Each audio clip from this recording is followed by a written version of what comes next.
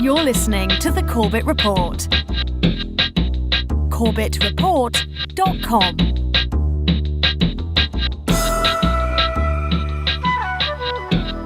Welcome back, ladies and gentlemen. Welcome back to the Corbett Report. I am your host, James Corbett of corbettreport.com, coming to you as always from the sunny climes of Western Japan here on the 16th day of October 2020. You're tuned into episode 387 of the Corbett Report podcast, your guide to the Great Reset.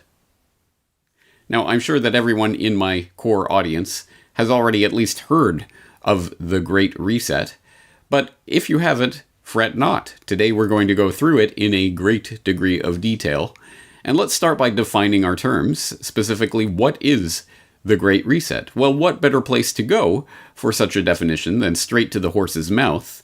And in this case, the horse is Klaus Schwab, the founder and executive director of the World Economic Forum, who announced the Great Reset initiative from the World Economic Forum in June of this year. It is obvious that we are in the midst of the most severe crisis the world has experienced since World War II. 75 years ago, countries and people came together to shape the post-war global order, which brought us decades of peace, increased global cooperation, and prosperity to hundreds of millions of people around the world. The COVID-19 crisis has shown us that our old systems are not fit anymore for the 21st century. It has laid bare the fundamental lack of social cohesion, fairness, inclusion, and equality. Now is the historical moment, the time, not only to fight severe virus, but to shape the system for the need for the post-corona era. We have a choice to remain passive, which would lead to the amplification of many of the trends we see today: polarization, nationalism, racism, and ultimately increased social unrest and conflicts. But we have another choice. We can build a new social contract, particularly integrating the next generation. We can change our behavior to be in harmony with nature again. And we can make sure that the technologies of the fourth industrial revolution are best utilized to provide us with better lives. In short, we need a great reset. I'm not sure whether that was meant to be hilarious or terrifying, but either way, I think Klaus Schwab should probably get in touch with his agent. I hear there's an opening for a villain in the next Bond flick. But yes, as Dr. No was informing us there, the Great Reset is about transforming society by harnessing technology to build back better, and all the other buzzwords and catchphrases that have been thrown at us over the last several months of this generated crisis. And if one wants to play a particularly difficult drinking game that will assure that you end up staggeringly drunk very quickly, you could take that Great Reset launch video from the World Economic Forum and take a shot every time you hear one of these buzzwordy, feel-good catchphrases about sustainability or inclusivity or equality during these speeches about the Great Reset.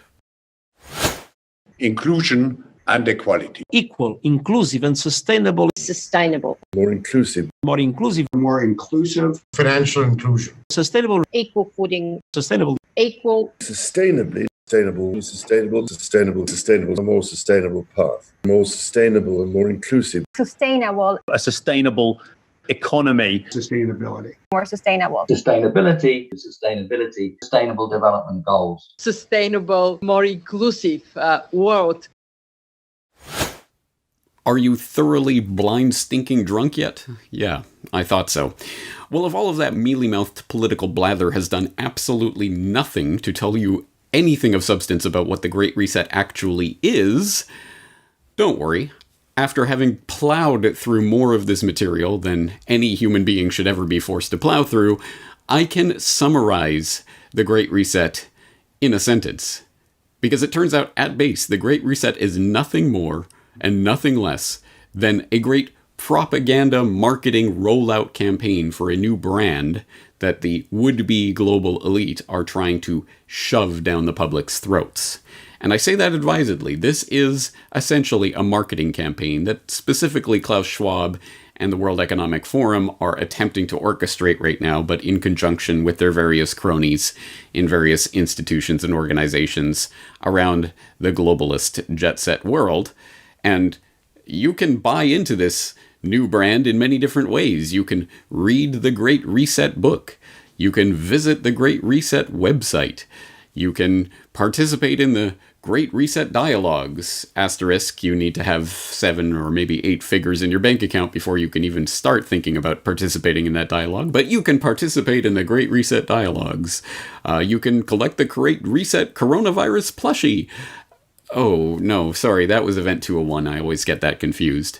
But you can, as Peter Quinones pointed out in my recent conversation about the Great Reset on the Free Man Beyond the Wall podcast, you can subscribe to the Great Reset podcast. Yes, the World Economic Forum is putting out a regular podcast series talking about the various ways our world is going to be reset by the elitists.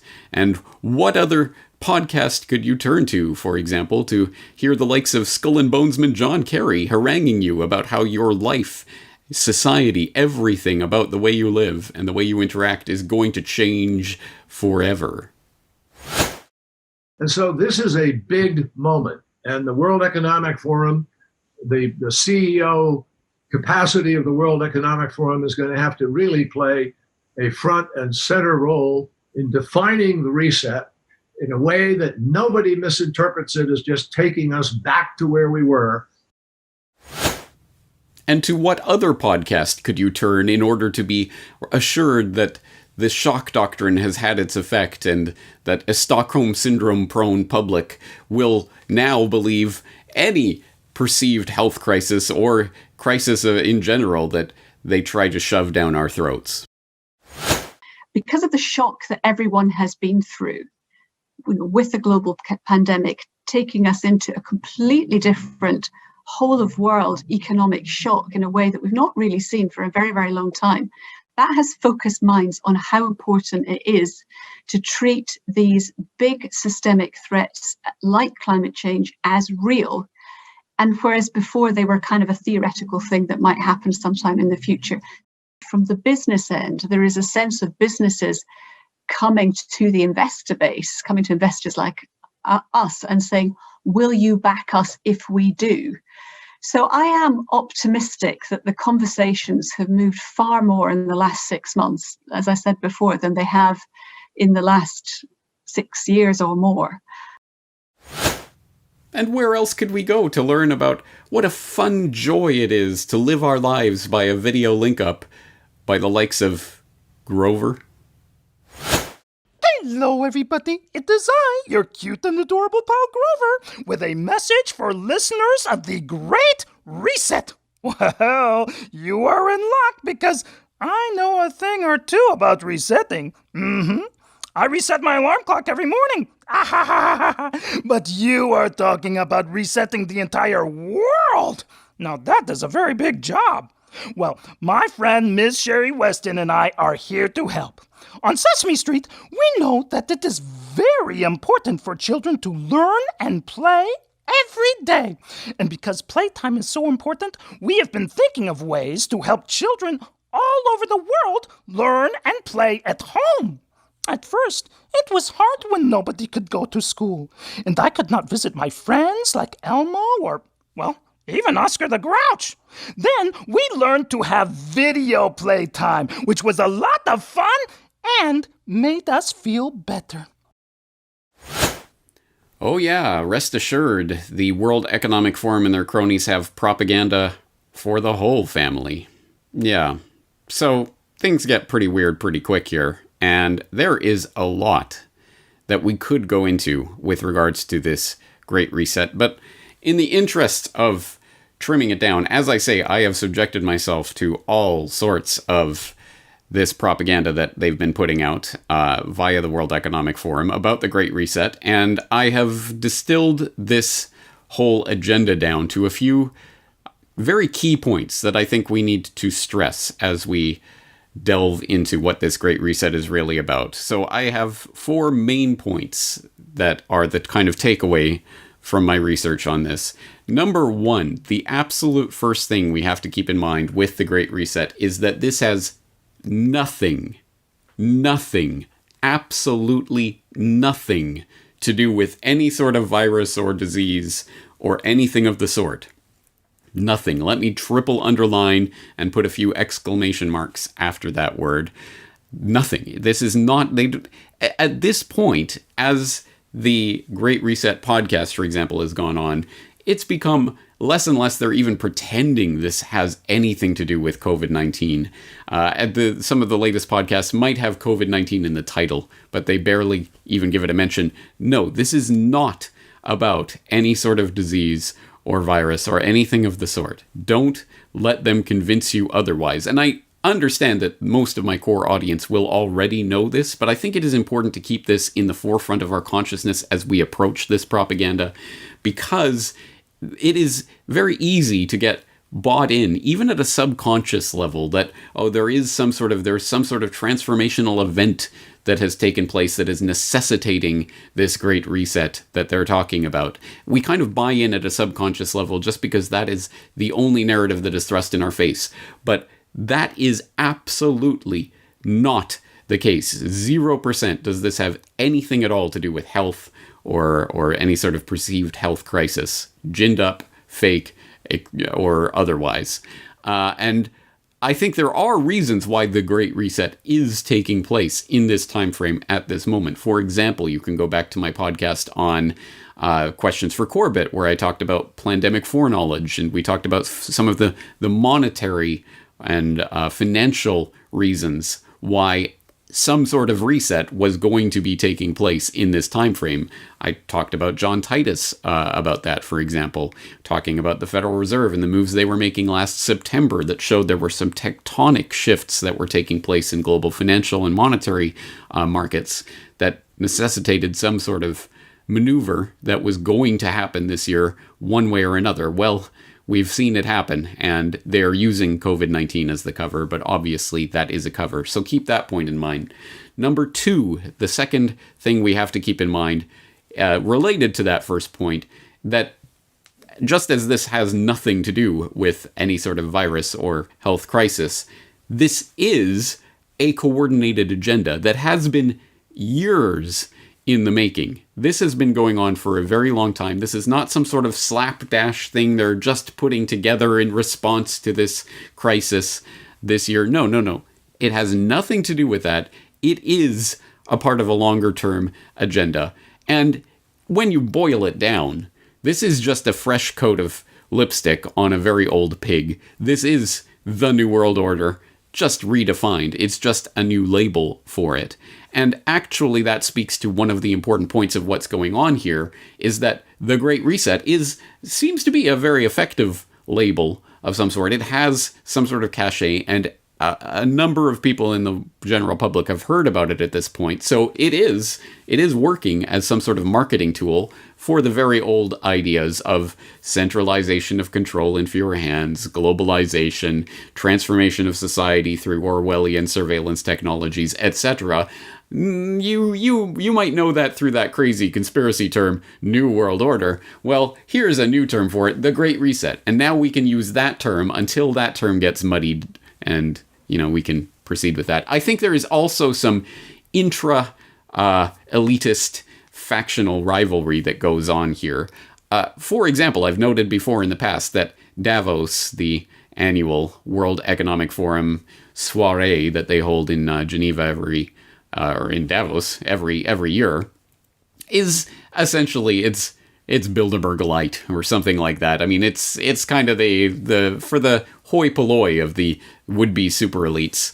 It's, you know, you can get thousands of people there that hobnob and mingle. And yeah, some movers and shakers like the Bill Gateses of the world, etc. Bill Gates always appears at Davos to make some sort of big announcement launching the decade of vaccines or what have you.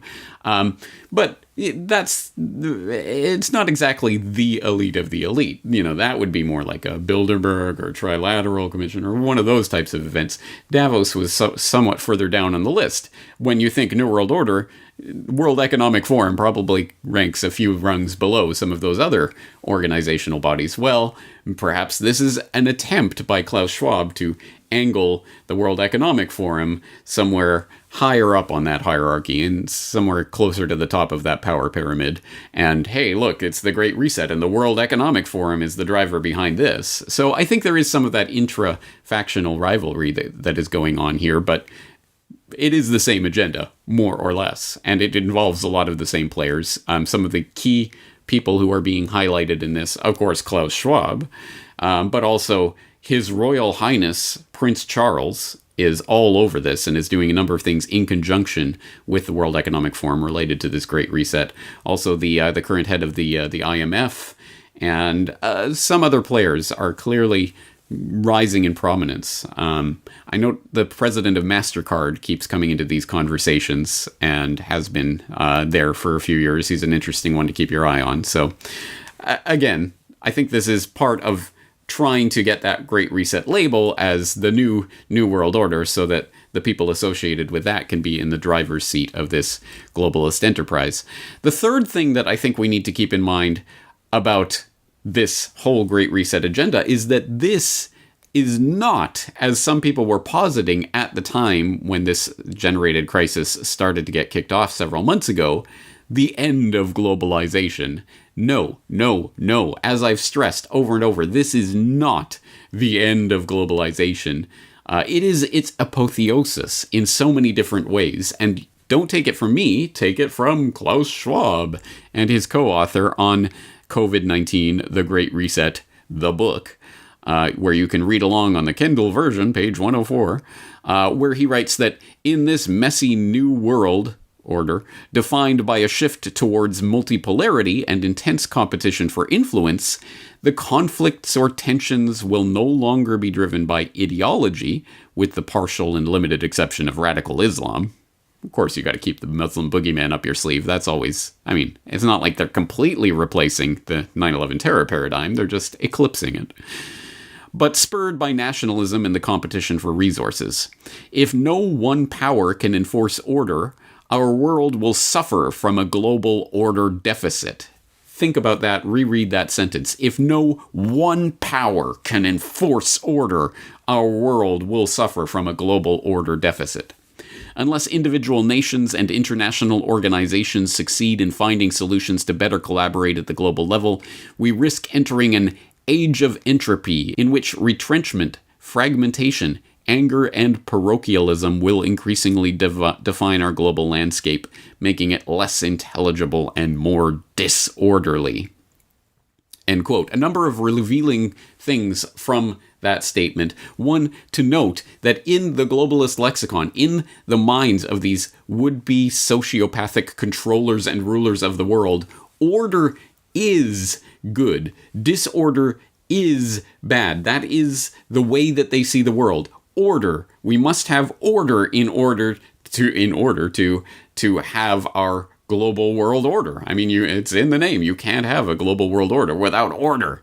And furthermore, the one step further in this is that if no one power can enforce order, there has to be one unitary power that can enforce order, which, as you will know, is, of course, exactly opposite to everything I propound and everything I work for here at the Corbett Report, which is the voluntary spontaneous order that arises when free people can interact freely with each other, the globalization of reality where people can interact with anyone they want in whatever form they voluntarily choose to act with each other. No. We can't have that horrible, terrible disorder, aka spontaneous order. No. We must have one unitary power enforcing order. And hey, how about the World Economic Forum?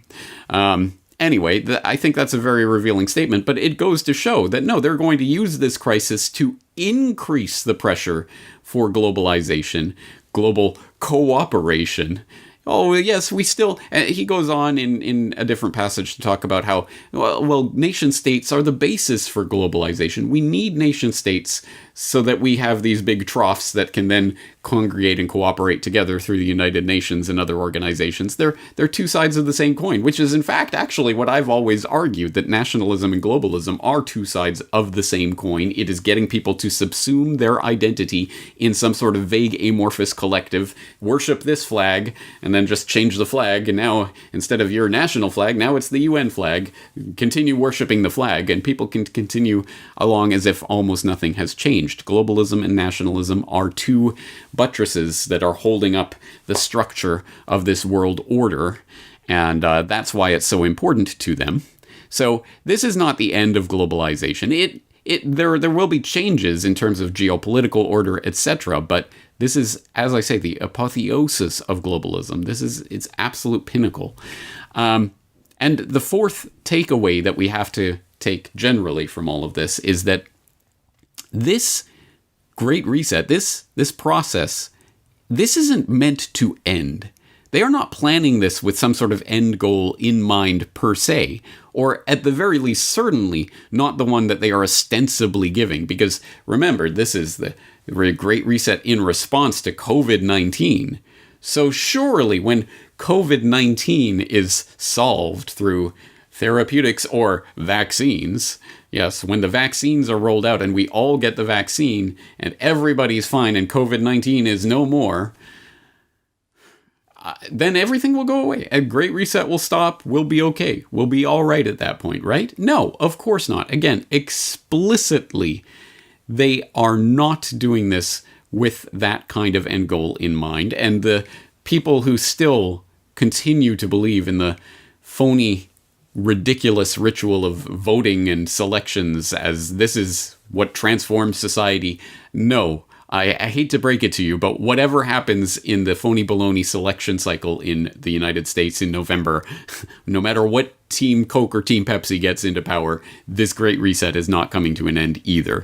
So it is important, again, to keep this in the forefront of our mind, to understand that this is, again, not some sort of slapdash effort or some sort of all hot air. This is a multi-billion, perhaps ultimately, in the long run, multi-trillion-dollar technological infrastructure that is being laid down right now on the back and in the name of this ginned up crisis, but really, as I say, with nothing to do with that crisis. This is a technological infrastructure for creating that world order that is being laid down right now. They are not laying that down so that they can all tear it all up once everyone gets vaccinated, as if that's the end goal here. No, this is part, as I've posited, and as I went through in great detail in COVID-9/11, from Homeland Security to biosecurity, there is a new form of governance that is being put into place right now, biosecurity, and that will be the fig leaf that they are using to bring in the total,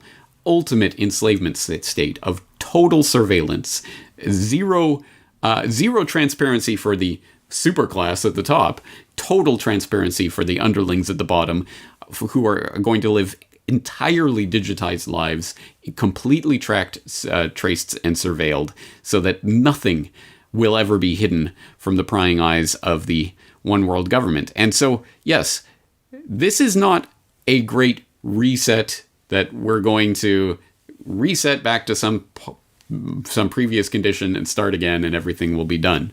No. In fact, specifically, they say over and over, the Great Reset is that, again, that's just a brand name. And like most brand names, it means nothing in terms of what is the product that is actually being sold. We of course think in the analogy of a reset, as in resetting your computer so that it starts again and goes back to the initial state. But that is explicitly, and they are at pains to talk about this, not what they are talking about with the Great Reset. Again, reading from the COVID-19, the Great Reset book by Klaus Schwab and his co-author. When confronted with it, some industry leaders and senior executives may be tempted to equate reset with restart, hoping to go back to the old normal and restore what worked in the past. Traditions, tested procedures, and familiar ways of doing things. In short, a return to business as usual. This won't happen because it can't happen. For the most part, business as usual died from, or at the very least was infected by, COVID-19. So, no. Reset, again, is just a brand name, and it does not imply some sort of restart or that we're going back to some initial condition. It is essentially a transformation. That is the key word, and the one that if they were being a little bit more honest in their marketing campaign, they would use. This isn't the Great Reset, this is the Great Transformation, or at least the attempt to roll that out on the public. So let's look at that word a little bit more and what that really means, and if only there were some way to visualize what this transformation looks like. Oh, there is. It's called the COVID-19 Transformation Map, which is available from the World Economic Forum's website. I will, of course, throw the link into the show notes so that you can go and visit it yourself. And when you do, you will see that there is this spaghetti graph where all these different concepts are related to all these other different concepts, and it shows you the lines and how these different things affect each other. And around the node of COVID-19, you can see all of the different things that are directly and then indirectly influenced by this global crisis that we're living through. And in that inner circle, we see the media's role during COVID-19, response and recovery, COVID-19's workforce impact, avoiding COVID-19 infection and spread, finding a vaccine, COVID-19's impact on trade, COVID-19's impact on travel, and COVID-19's impact on financial markets. But then in the larger ring, you see all of these different areas that are in some way affected by these COVID-19 wrought transformations, like transformation of behavioral science, or inclusive design, international security, institutional investors, oil and gas, private investors, US, geopolitics, aerospace, Switzerland, migration, European Union. Again, going all the way around the circle into all of these other things, all the way over to corporate governance, internet governance, global health, global governance, human rights, values, all of these things. And this map shows you how all of these things are related. So you can click on any one of these nodes and you can see how it relates to all of the other nodes that it is connected to.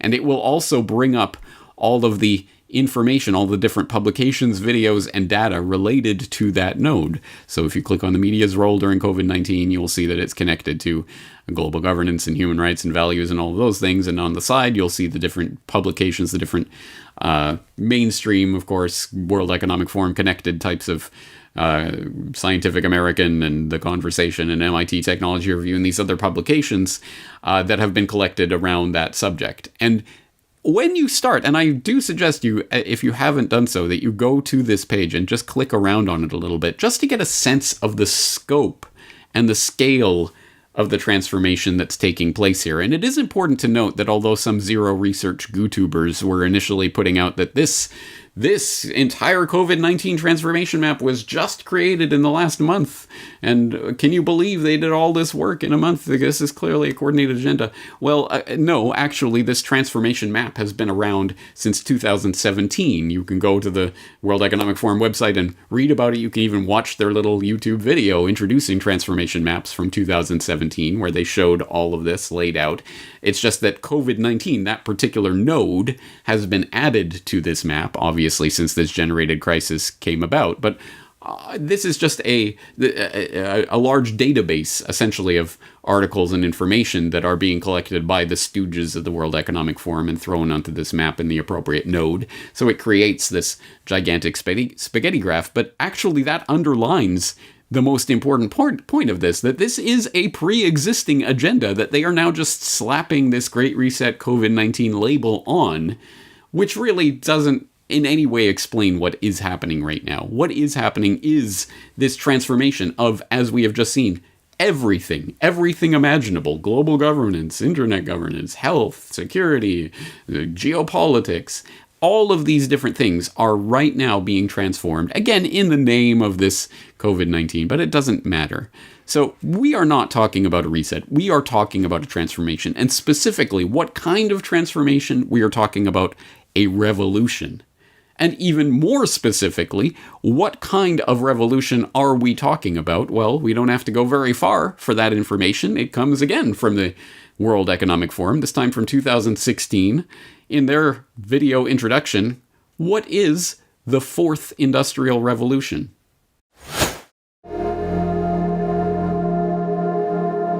The original Industrial Revolution was driven by the discovery that you could use steam engines to do all kinds of interesting things.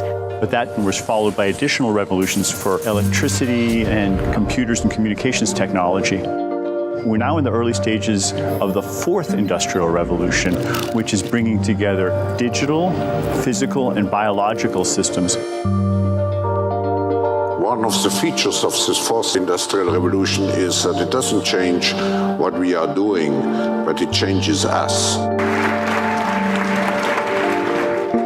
With the ability to visualize brain activity, for example, through a simple consumer-based EEG device, it gives us access to ourselves in ways that we've never before thought possible. It unlocks the black box that is the brain and enables us to really, truly be able to realize an identity that is aspirational. There's now a scientific foundation for the effects of mindfulness on the brain, on the genome, on biological aging. And when the human mind does know itself, then you get the potential for a new renaissance that restructures itself in terms of our relationship to life, our relationship to the planet, our relationship to work. We need a different economic model. And by that I don't mean capitalism versus communism. What I'm talking about is a shift in the system along the lines of the two big changes that happened in the 20th century, Keynesianism, with a much greater focus on health and education and the role of government working with business, and then a reaction against that in late century to neoliberalism, where the focus was on free markets, freedom of the individual, and getting governments out of the way. We need a shift to a new system that will allow us to meet the basic needs of every human on the planet, that will live within planetary means, that will be fairer, and that will be focused as its key goal, not on growth per se, but on maximizing human well-being. And history tells us that a values shift is triggered by creation of a new story about how we want to live. Well, I know my core audience will already understand what is being presented here, but for the newer people in the audience and others who are just tuning in, let's spell it out. What they are talking about when they're talking about creating a new economic system around this idea of technology and merging with the machines and creating a better society for everyone, behind all of that mealy-mouthed propaganda is a simple truth that this new quote-unquote economic framework that they are looking for, it has in fact already been articulated and advocated for by people in powerful positions for at least the last 90 years, going on 100. It is called technocracy. And again, I know that my regular audience will already be familiar with technocracy, what it is, where it came from, its history, and how it is going to develop in the 21st century. But once again, for people who are not familiar with that story, I will ask you to go back and watch or rewatch Why Big Oil Conquered the World, where I did flesh that out in a great degree of detail about what technocracy is, where it came from, the actual historical movement that was founded by the likes of M. King Hubbard, working with his charlatan friends, just crafting a new economic system that would be based on exactly the types of principles that are being snuck in the back door through World Economic Forum propaganda like that, which, again, sounds great. Of course, it's going to be governments that are going to use technology and harness this new potential to move us into the brave new world future where all our needs will be taken care of. This isn't communism, this isn't capitalism, this isn't Keynesianism or free marketism. It's something different, it's something new, it's technocracy, which, of course, is explicitly what they're advocating for. Centralized control in the hands of a technocratic elite who will be able to program the computers to run the systems that will distribute goods to the people that need them. It'll be a resource-based economy, etc., etc. Stop me if you've heard this before, which you absolutely have. But now it's being called the Fourth Industrial Revolution, and it's being packaged as if it's something new. So I posit that exactly like the Great Reset is just a rebrand of the New World Order, and one that Klaus Schwab and his cronies are forwarding because it would put them in the driver's seat. Again, Fourth Industrial Revolution is just a rebranding of technocracy and takes all of those same ideas, melds it to transhumanism and some of the 21st century types of technologies that weren't available when technocracy proper was initially formed back in the 1930s, but it's the same It's the same old dross, let's put it that way.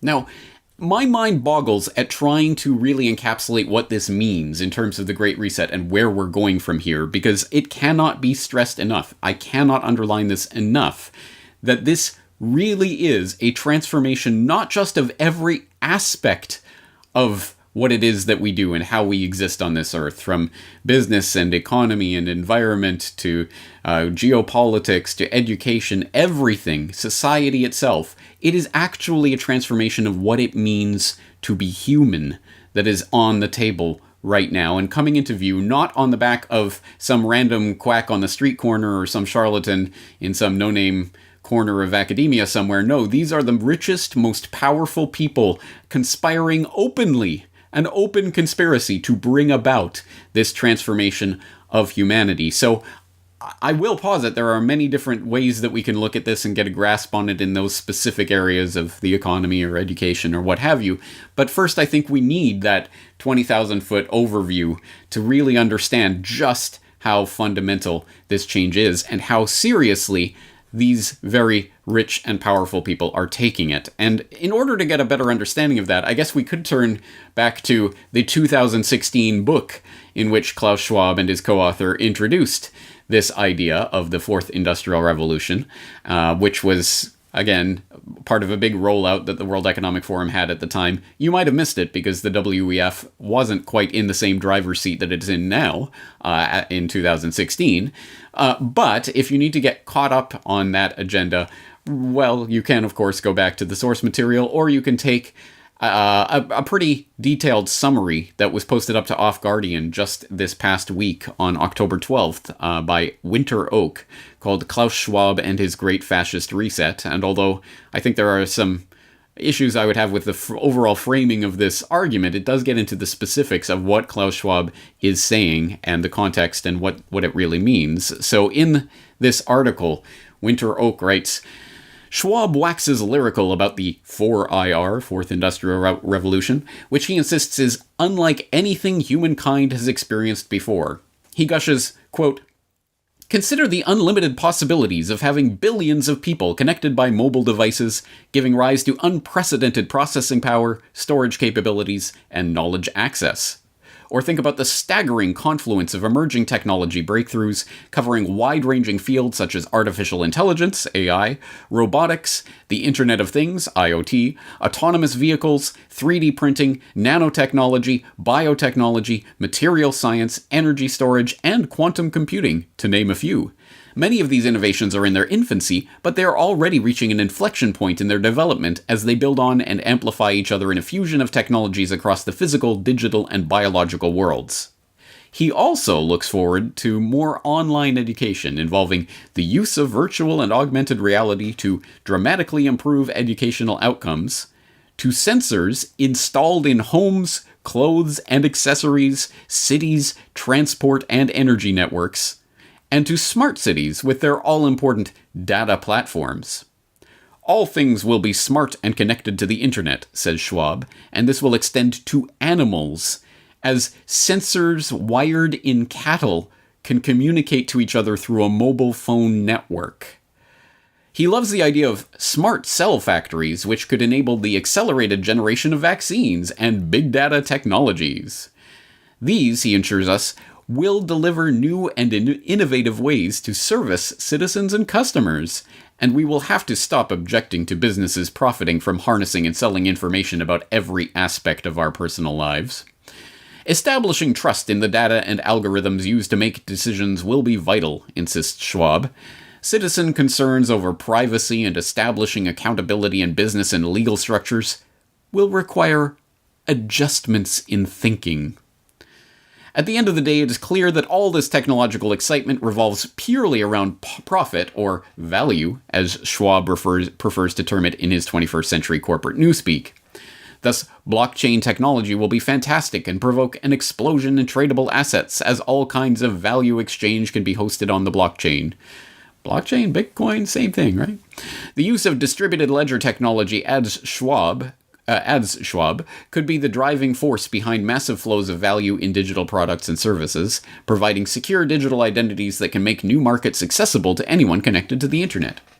In general, the interest of the 4IR for the ruling business elite is that it will create entirely new sources of value and give rise to ecosystems of value creation that are impossible to imagine with a mindset stuck in the third industrial revolution.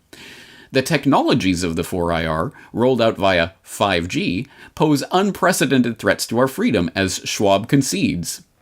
The tools of the Fourth Industrial Revolution enable new forms of surveillance and other means of control that run counter to healthy open societies. But this does not stop him presenting them in a positive light, as when he declares that public crime is likely to decrease due to the convergence of sensors, cameras, AI, and facial recognition software. He describes with some relish how these technologies can intrude into the hitherto private space of our minds, reading our thoughts, and influencing our behavior. Schwab predicts, as capabilities in this area improve, the temptation for law enforcement agencies and courts to use technologies to determine the likelihood of criminal activity, assess guilt, or even possibly retrieve memories directly from people's brains will increase. Even crossing a national border might one day involve a detailed brain scan to assess an individual's security risk. There are times when the WEF chief gets carried away by his passion for a sci-fi future in which long-distance human space travel and nuclear fusion are commonplace, and in which the next trending business model might involve someone trading access to his or her thoughts for the time-saving option of typing a social media post by thought alone. Talk of space tourism under the title The Fourth Industrial Revolution and the Final Frontier is almost funny, as is his suggestion that a world full of drones offers a world full of possibilities. But the further the reader progresses into the world depicted in Schwab's books, the less of a laughing matter it all seems. The truth is that this highly influential figure at the center of the new global order currently being established is an out-and-out transhumanist who dreams of an end to natural, healthy human life and community. Schwab repeats this message time and time again, as if to be sure we have been duly warned. The mind-boggling innovations triggered by the Fourth Industrial Revolution, from biotechnology to AI, are redefining what it means to be human. The future will challenge our understanding of what it means to be human from both a biological and a social standpoint. Already, advances in neurotechnologies and biotechnologies are forcing us to question what it means to be human. Just in case you didn't get it. Anyway, that's the end of the quote. I would encourage you to go read through that full article, and if you can stomach it, start going through Klaus Schwab's previous writings about the Fourth Industrial Revolution, including his book on the subject. But I think you're starting to get the sense. In case you missed it, this is about changing humanity at the core of what it means to be human. So as you can imagine, the knock-on effects from this are not just manifold, it's everything about who we are, our society, the way it's structured, the way we interact with other people in every respect is being altered forever on the basis of this great reset that is being actively and openly conspired on by some of the richest and most influential people on the planet. But don't worry, they will have no shortage of feel-good buzzword catchphrases about environmental responsibility and sustainability and equality and inclusion and all of the other catchphrases that we've been taught, to clap like trained seals when we hear them without thinking for one moment what they are actually talking about here. Oh yeah, international travel, you'll probably have to have brain scans to determine if you're a security threat risk, but whatever. Anyway, moving right along. It'll be so great because you'll be able to post things to social media via your thoughts. But then again, what if you have a censored thought that the social media won't allow you to post? Maybe you'll get a visit from the thought police. Literally talking about things that have always been portrayed as sci-fi dystopian madness is being actively promoted out in the open now. No attempt to hide this. This is not some sort of dingy, dark corner of a rumor about some sort of global conspiracy. Here it is, in black and white. And anyone who is not paying attention to this and not taking it seriously is ultimately not on the field of battle in terms of the ultimate battle for the future of the human species. I cannot stress enough how important this is.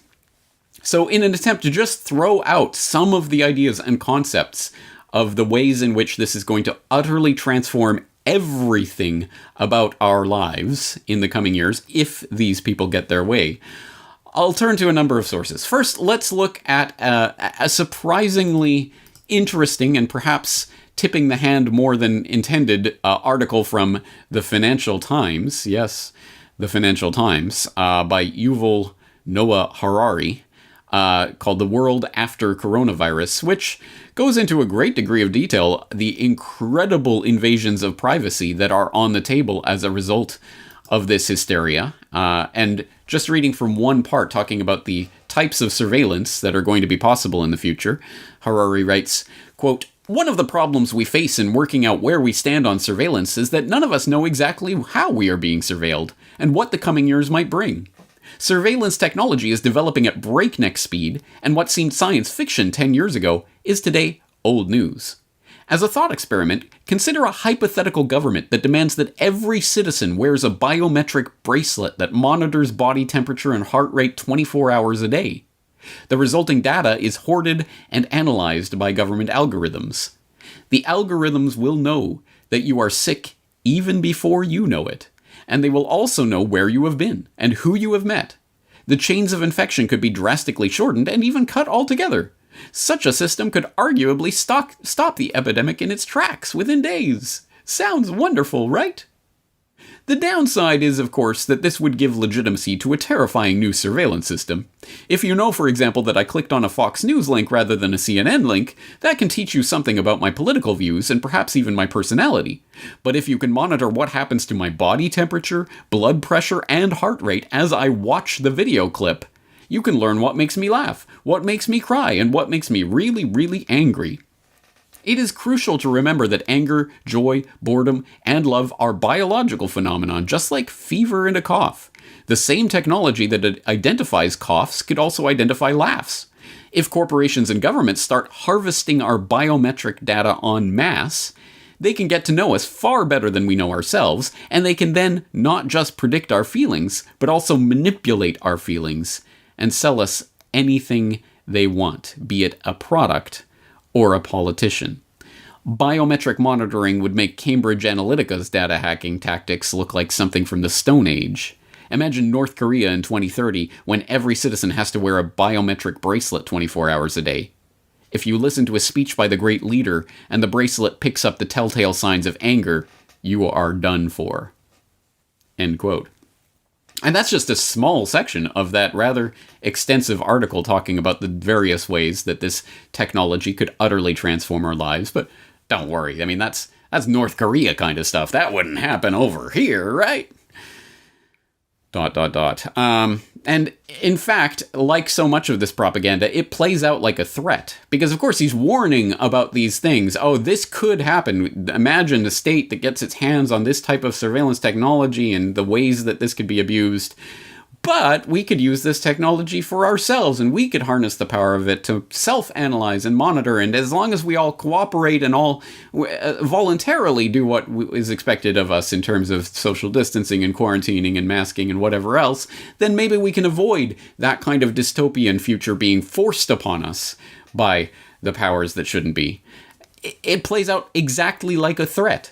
Of course, they're saying, hey guys, either you comply with us or we will be forced to make your existence a living nightmare of total Orwellian surveillance and control over every aspect, not just of what you do, but what you think, how you breathe, how your heart rate, everything coming under the watchful gaze of Big Brother and his all-seeing eye. That is the future that is on the table that they are threatening us with. And don't worry, when the next bioterror false flag is sprung on us and whatever starts spreading through the population, then they'll have the narrative will already be there, everything will already be set, and they'll say, look, see, you guys didn't practice enough social distancing, so we're going to have to come in and forcibly do this to you. That is this trap that's being sprung for us. And so once again, my mind boggles at attempting to in any way encapsulate every aspect of what is being put on the table here. But let's just break it down into some of the broad categories and some of the things that are happening right now and that are due to happen in the near future. For example, let's look at a category like education.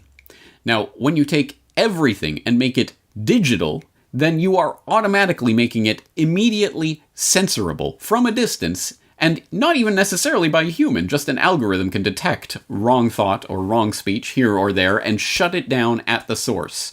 And we are, of course, living through that as I record this. Another GooTube purge is taking place. If only someone had warned us that YouTube might censor people. Oh, I never thought of that. Oh, well. It is happening right now, and as an example that I cited in my interview on the Great Reset with Pete Quinones last week, I talked about the case of a speaker at San Francisco State University invited by one of the university's groups to talk at a virtual lecture that was taking place, but there was protest. Oh, a Palestinian, so the Israeli lobby rallied, and there were Fox News articles written in protest, and it was canceled. It was deplatformed. Not even by the university, but by Zoom, by Facebook, by YouTube. The platforms themselves shut down the ability for an invited speaker to speak at a university event. And now it doesn't involve, we know a few years ago, cancel culture involved people physically going to these lectures and pulling the fire alarm and stopping people from speaking because, oh my God, I can't listen to ideas that I don't agree with. But now, don't worry, there doesn't have to be any of that messy human interaction. There's no chance for an actual physical altercation or someone to actually, reason with someone else. No, don't have to do that. Now, we can just flip a switch and, well, that is gone. You cannot give that speech. Literally.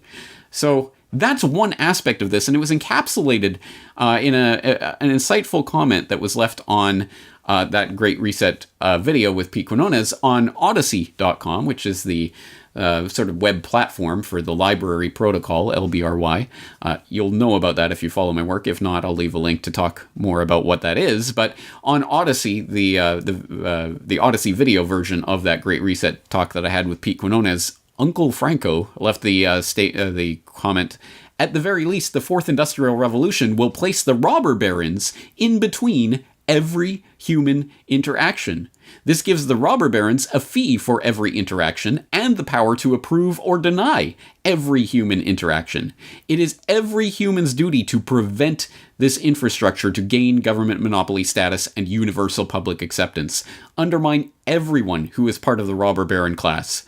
If they sell eggs, smash them or make them unable to sell them. Keep them up at night. Let your dog urinate on their lawn, and so on and so on. Never surrender. Once you begin to fight back, your life will have meaning. Try a small gesture today and see how great it feels, or not. The choice is yours. Someone gets it.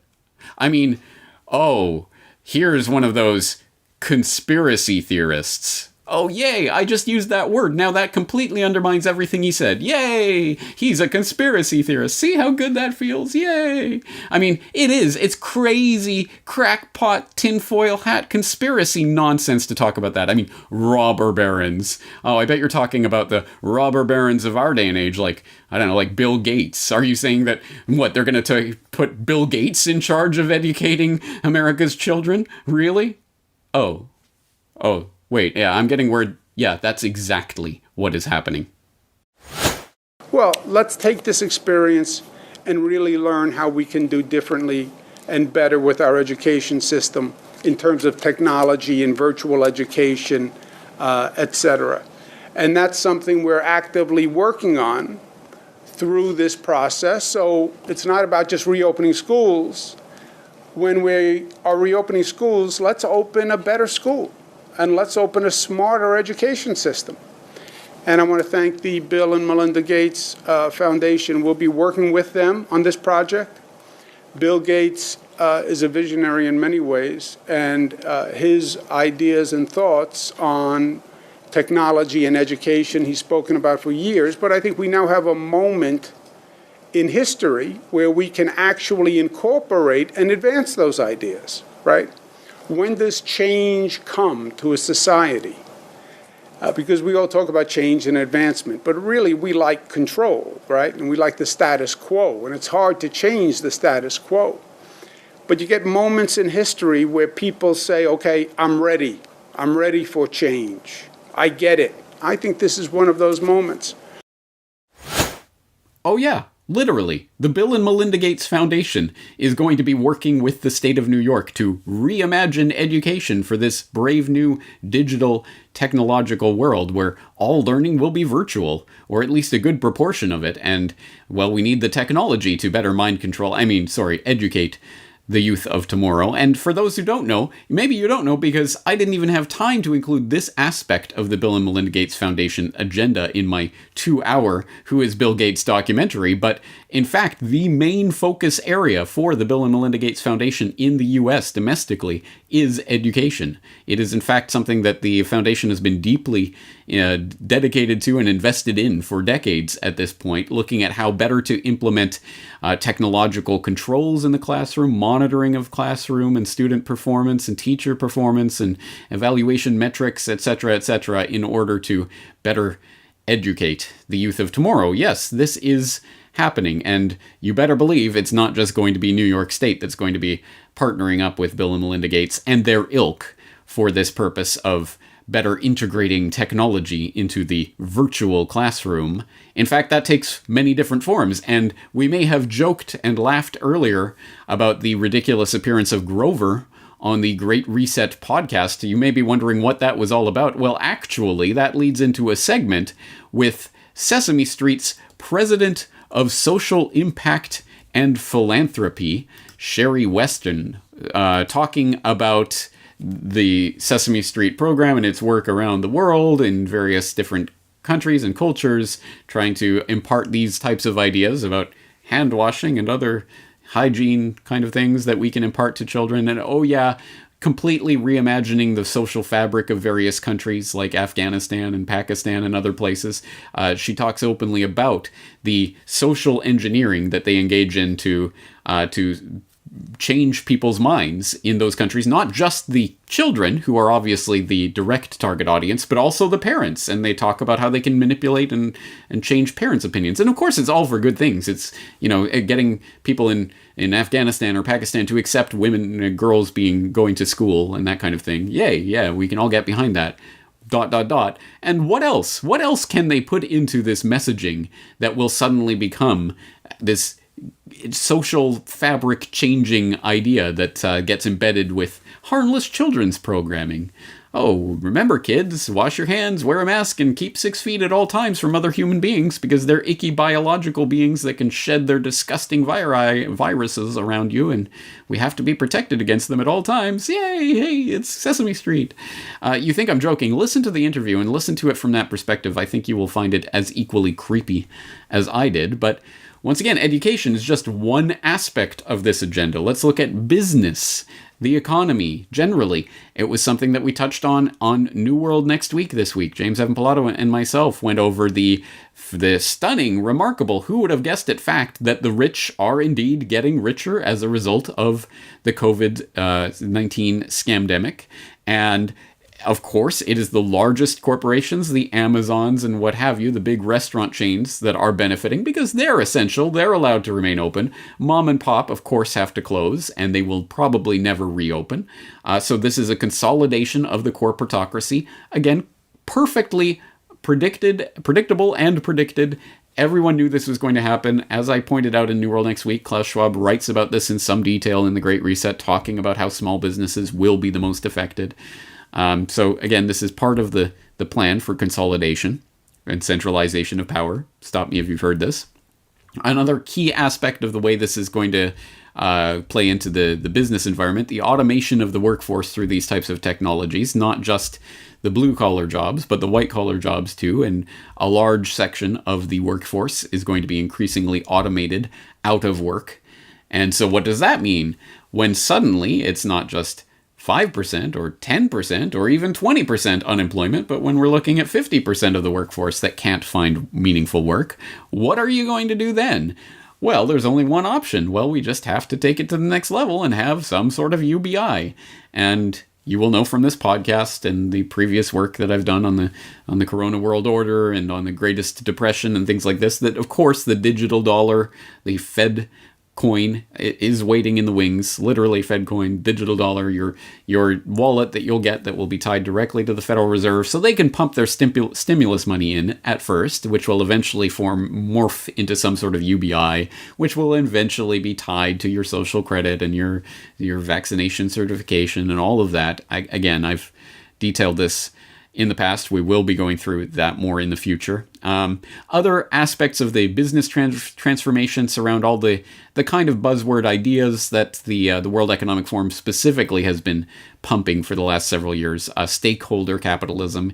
In stakeholder capitalism, the businesses aren't just they're certainly not beholden to their customers. That's an antiquated idea. That's a naive idea anyway. But they're not even just beholden to their investors, their shareholders. No. It's stakeholders, which is everyone in the community. Everyone has a stake in this business and what it's doing to the environment and the way it treats its workers and all of that. So we all kind of have some sort of quasi-ownership, but not really, of these corporations. And so they all have to kind of listen to us. And who's going to tell these corporations what the will of the people is? Well, of course, it's the World Economic Forum. And again, you get this sense vividly when you're reading through their materials on these subjects, that it's going to be the types of people who sit at Davos and have these kinds of conversations are going to be the one who are going to set the metrics for how we evaluate ESG being environmental, social, and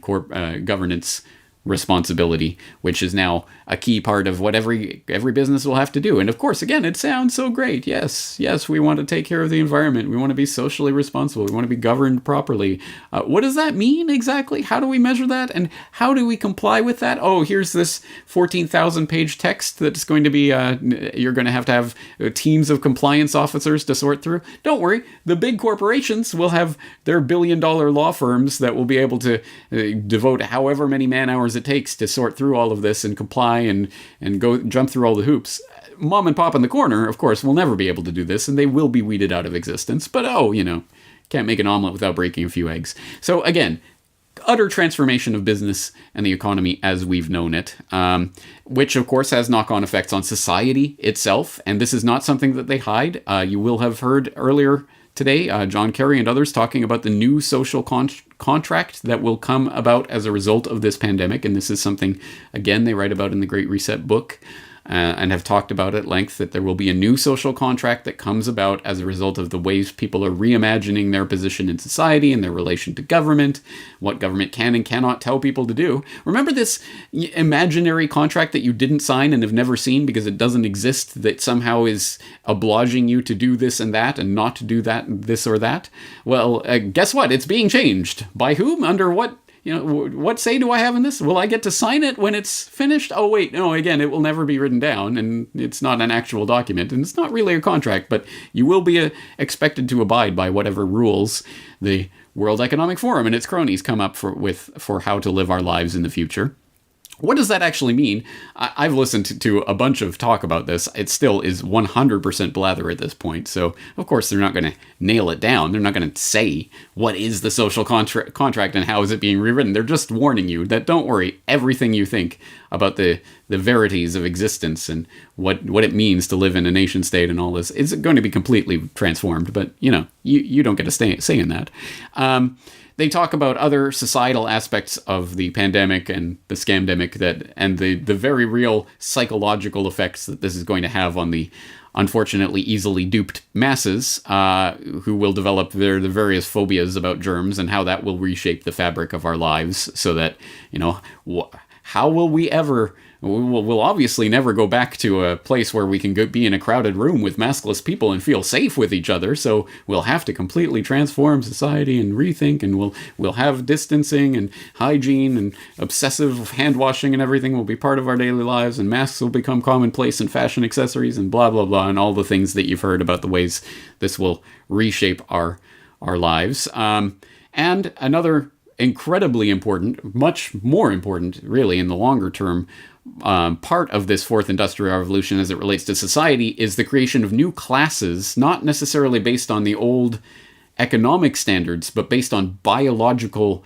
differences that will take place as a result of the upgrades that are coming, the brain chips and what have you. And this has been talked about for a number of years by bioethicists and the like, talking about the gen rich and the gen poor, as in people who get the genetic engineering enhancements and thus are these superior human beings, will essentially be lord-like, almost godlike, compared to the lowly biological humans, that the Terrans, as they say, that inhabit this planet. Well, we're going off-world and we're going to merge with the machines. So ultimately, it's not just gen-rich and gen-poor, it's transhumanist-rich, transhumanist-poor. And again, they're talking about the creation of this new natural hierarchy that will take place as a result of this. So again, complete, utter transformation of everything you've ever known about society and how it functions.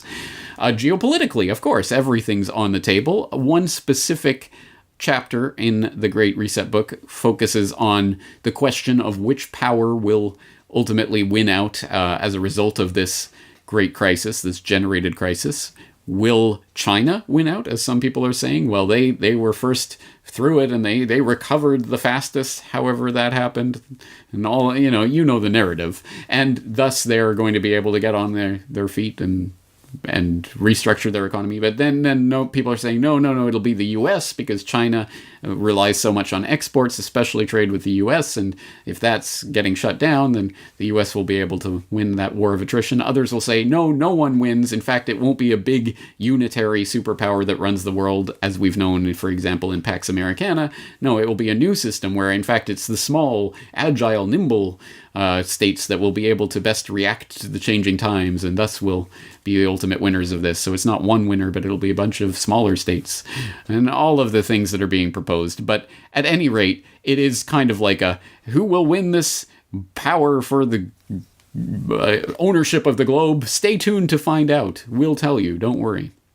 Another aspect of the geopolitical fights that are taking place right now was explored on a very recent edition of the Great Reset podcast, where they were talking about different forms of globalization. Not that globalization is dead, as we said. No, this is just the next stage of it. But what will that next stage look like? And they talked about concepts like gated globalization, where you will have groups of countries that with similar outlooks, with similar agendas and ideologies, and similar approaches to the scamdemic, who will band together and form these closed-off global trading partners. They're scattered all over the globe, but they will be a trading network, essentially. And you might have competing networks in this gated globalization vision, which people might remember. Again, this is not a new concept. This is exactly what was happening in the 1930s with the various tariffs and trade barriers and the sort of alliances that were forming and breaking as a result of all of the economic chaos of the 1930s, which, kind of led to World War. So once again, another harbinger of World War III, which I have talked about extensively in the past. We will talk about more in the future.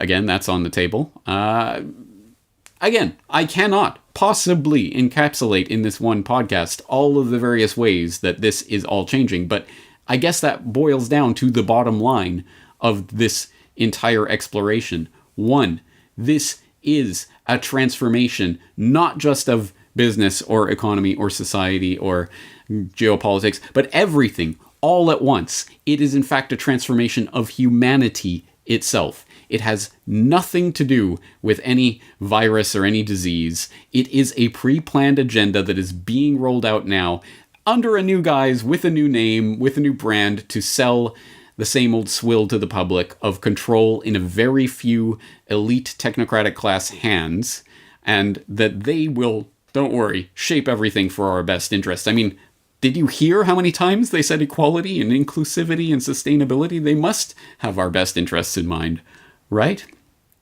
It is a conspiracy. It is an open conspiracy, but it is a conspiracy nonetheless. It is not deniable at this point. I will, of course, as always, have the source documents, the things that I'm reading from, all linked up in the show notes. There will be lots of show notes for today's episode that I invite you, exhort you even, to explore at your own leisure, because once again, this is an open conspiracy. It touches on every aspect of your life from here on forward will be under this process of transformation. And as our good old friend, what was it, Uncle Franco did exhort, now is the time for resistance in every way and any way possible, in every way that you can resist against this agenda. This is the time for it, because, as I say, everything is on the table right now. As I say, this touches on everything, literally everything. And you saw my Corona World Order podcast earlier this year and the other work that I've done. This is everything that I've been warning about since the Corbett Report started, all happening all at once, all converging on this idea of the Great Reset, or whatever you call it. Again, the Great Reset, let's not focus entirely on that particular manifestation of this idea, because like New World Order or whatever else they're going to call it next week, it's just a label that they can slap on the same package of ideas. And the World Economic Forum, of course, in the super class structure, just vying for its place at the table. No, you see, we're setting the agenda we're rolling out this new global brand for the New World Order, and everyone's talking about the Great Reset. So don't focus all of your attention and firepower on the Great Reset per se, but on the ideas underlining it, which, of course, line up with everything that the technocratic ruling would-be elite, the elitists, have been trying to urge us into for a very long time. Having said all of that, again, this is an ongoing exploration. I cannot possibly encapsulate it all in this podcast. In some ways, it's everything that I've been talking about for the previous 13 years, and hopefully will be talking about for the next 50 years. Unless we do actually derail this agenda in some incredibly substantive way. But it's going to take all of our firepower immediately, in the info war, of course. Having said that, I think we're going to wrap it up for today. As I say, there's so much information to go through. Please go to the show notes at corbettreport.com and avail yourself of the many, many sources, documents, and resources that will be there at corbettreport.com/Great Reset. That is the link to go directly to the show notes for today's episode. I am James Corbett of corbettreport.com, humbly asking you to join me again next time. The Corbett Report is brought to you by the Corbett Report subscriber, a weekly newsletter featuring James Corbett's International Forecaster editorial, recommended reading and viewing, discounts on Corbett Report DVDs, and once a month, a subscriber-only video. Sign up today to start receiving your copy at corbettreport.com/support.